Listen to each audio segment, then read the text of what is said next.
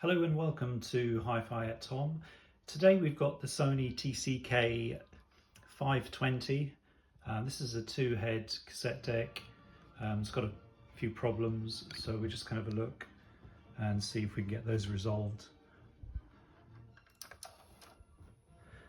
So yeah, the unit powers up, but the display is not coming on properly.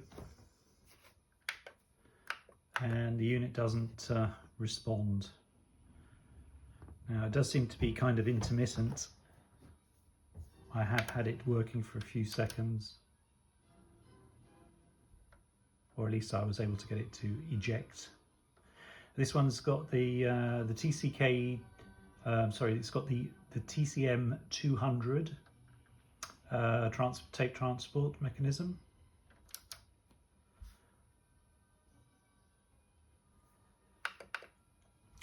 And this non-responsive problem is sometimes due to the infrared detector that stops working.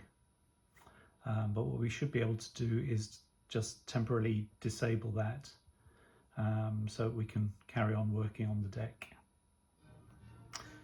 Yeah, remote control may not be a feature that you need, but it does seem to be a common issue with these decks. Yeah, there's no response to the eject, open and close.